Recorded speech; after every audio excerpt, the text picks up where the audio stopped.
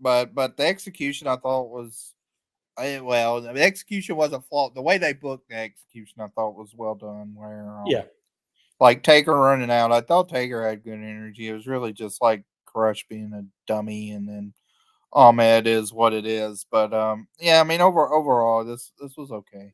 The one Starting thing I'll match. say is we don't get as many please no's as I thought we were gonna. Like we barely had any. I Mhm. remember it happening like every friggin' match in my mind. So like, I guess just the few he did really stood out. I That guess electric chair. Yeah, no, he ain't done that spot in a while. I mean, I he don't may even be know if hurt. he technically took a bump in this match though. There He might wasn't a still be lot of fucked up from yeah. Mania because he hasn't done a There lot. wasn't much going on in ring wise. Like when him on top, it's basically him just kicking, elbow stomping. That's it. Yeah, I mean he hasn't done much really. I mean even that match at Cole and Hell, he barely was involved. So It doesn't. There was some weird comment. I mean, I know what was it Vince or Ross that really went on Ahmed talking about like Ahmed's mom had to raise 8 kids. yeah, Ahmed yeah, yeah. ran from home when he was 13 because he was just trying to be accepted. And then it was, I know this is a Vince line. He's like, well, he's well accepted here in the World Wrestling Well, Federation. I think this All was that. some.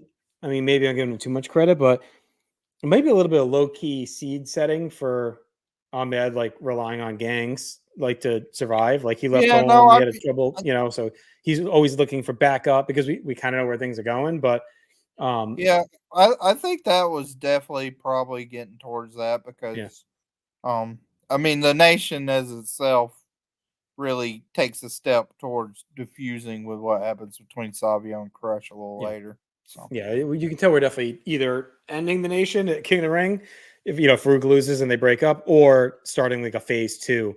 Um, right, Soon later. So we get clips from last week. Steve Austin attacked Bret Hart. We learned that he re-injured the repaired knee of the Hitman. The Harts are huddled up backstage. Bret's on crutches, and Vince wonders, can he be ready for Sunday? We get our ad for a King of the Ring inflatable chair, $59.99 plus $11 shipping and handling. it seems expensive. I mean, That it's a seems like a blow lot. up chair, Yeah. $70. Yeah. Yeah, it's got the logo. After break, the Harts are in the ring with Vince. He brings Steve Austin and Shawn Michaels onto the Titantron. They're in split screen from separate locker rooms. Vince asks the extent of Bret's re-injury. Can you compete at King of the Ring?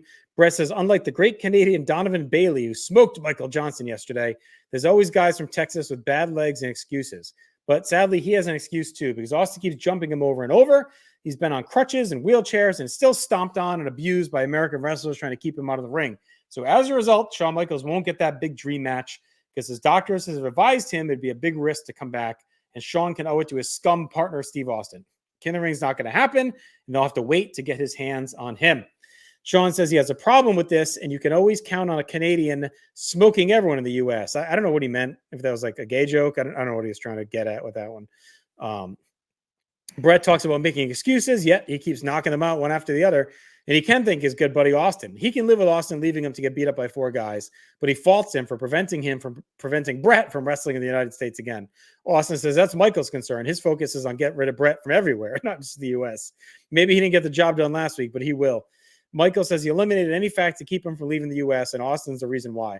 Austin says he isn't through with Brett yet, and he didn't do it yet. So they keep talking over each other. Austin misses what Shawn says, clarifies that Austin did do the job.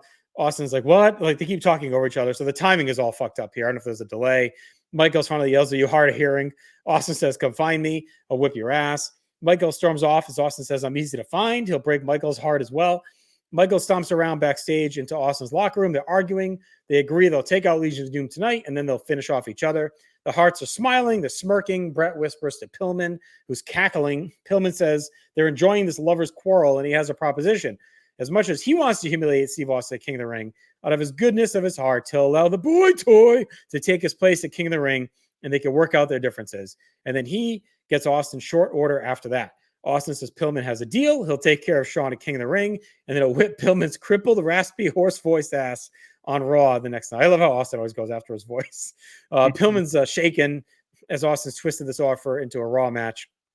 So again, I think this is probably one of the most rehashed pay-per-views they've ever done. It's gone through a million changes if you look at the original announced card locally. And I guess if you have to scramble and change things, going to Austin Michaels is not a bad way to do it. At least we'll get a good in-ring match. it takes away from 2 hot matches, but you do get a potential classic. And I would say in ring, it's probably an upgrade because Austin Pillman will be fun. But Pillman's a shell. We know that. And Brett, who knows what he's going to be able to do coming off the injury. So him and Sean had potential to be kind of sloppy. So I think this at least upgrades the in-ring quality. Even though I would say at the time, as someone going to the show, I was pretty pissed off because I was pumped to see Pillman and Brett Sean and go to Austin Sean. Just didn't have that heat behind it.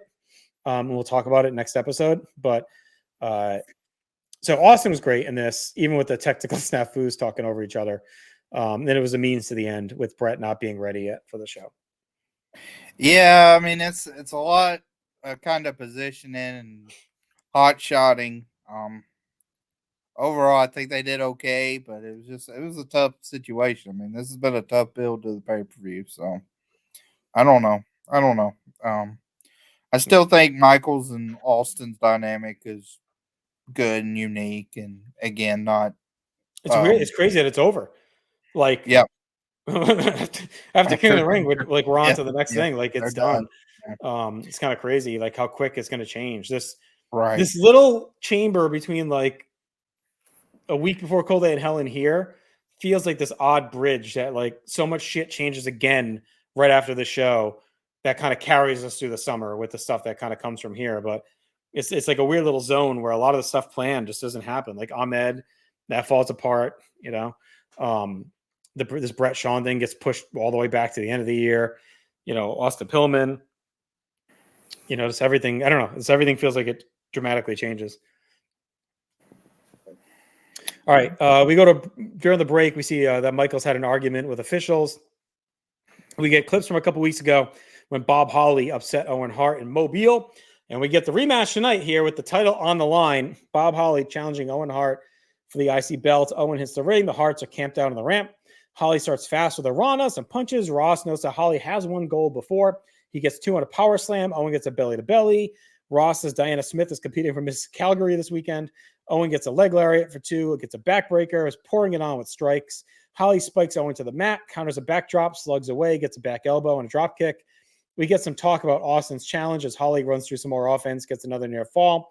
Owen comes back with a neck breaker. Holly recovers. Gets a close near fall. But Owen counters a Rana into the sharpshooter and gets to win in a fine little TV match. It was a step behind the last one because we didn't have the upset finish in the crowd. But I think Holly showed he can kind of go in these little TV sprints. They should probably use them more, a little more run. We've had these dead spots on TV where we're like, oh, who's the face that they could have thrown in there? I think Holly's a guy they could probably use a little bit more. So I went 2 stars. It was a fine little, 2-week story for these guys. I don't mind it. Holly snuck out a win. He gets a title match and loses. It's fine wrestling TV. Yeah, I actually like this a lot. I thought I went 2.5, but I thought as something I didn't remember them following up on. I was delighted to see they did. And thought it was a spirited little match for what it was, and makes Owen look good because he wins on his own, which is good. And Holly can take a loss like Owen should win, and he does. And Holly gets a little bit of offense in, and to me, this really cemented that. Owen is someone we've been tracking a lot on the show, but 94, I think, is probably a career year for him, but 97, I think, is easily his best year we've seen between late 95 and 96. Because even something like this, to me, he showed more effort in this throwaway match than he did in some of the bigger Raw main events that you would have expected a great performance in 96 on those 4-week tapings. So. Yeah, he's bounced back nicely from that, where he was expected to be a bit of a workhorse and didn't deliver. Now he's bringing it up a notch. So yeah, good on him. I mean, I think he's probably so far he's got to be third best performer in ring to me in WWF. So with Austin and who else? Austin and Brett. Yeah, I mean Foley's up there. Foley's up there, and I'd put Vader up there actually too so far this year. But I mean, Foley has Foley's kind of been the inverse. He was awesome in 96. He's dipped a little in 97. Yeah, but that's more usage. We're just not getting a lot of. Yeah, I think Foley could be an opportunity thing, but